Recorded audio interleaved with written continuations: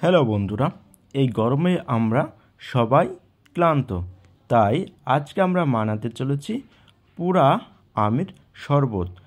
এই শরবতটা খেতে খুবই দুরন্ত হবে, তাই তোমরা প্রথম থেকে দেখো। একটা আস্ত আম নিয়ে এসেছি।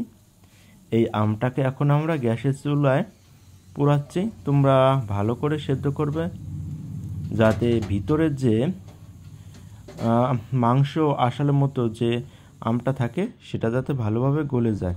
এভাবে আমরা কিছুটা সেদ্ধ করছি। দেখো কোয়াশ বেরোচ্ছে, এবং আমের উপরে একটু তেল লাগিয়ে দিবে যাতে ভালো হয়।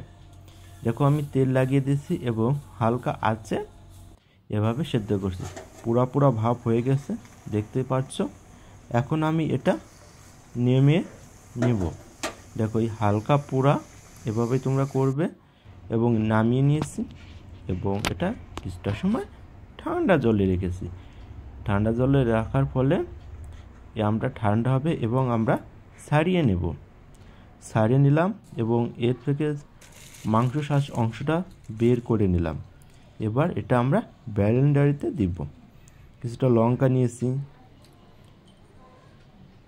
এরপর আমরা মাংস যে আঁশালো ছাড়ানো অংশটা সেটা নেব।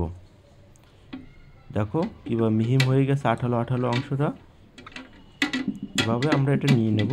এরপর আমরা লবণ দিব এবং আমরা চিনি দেব। চিনি দেওয়ার পর এটা ব্লেন্ডারে করে নেব। সব কিছু দেওয়া হয়ে গেল। এবার আমরা মিক্সার মেশিনটা চালু করব।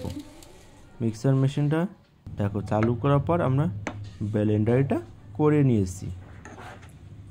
এই ব্লেন্ডারটাও খেতে দারুণ হয়েছে, খুবই সুস্বাদু। এবং আমরা দুটো গ্লাস নিয়েছি, তার সাথে তোমরা দুটো আইস নিয়ে নেবে। আমি যে আইসক্রিম বানাই সেই দুটো আইস নিয়েছি, ওখান থেকে তৈরি করা ছিল আগেই। এবং এর সাথে তোমরা একটু ঠান্ডা জল যোগ করবে। দেখো বন্ধুরা, আমাদের আমের শরবত তৈরি হয়েছে।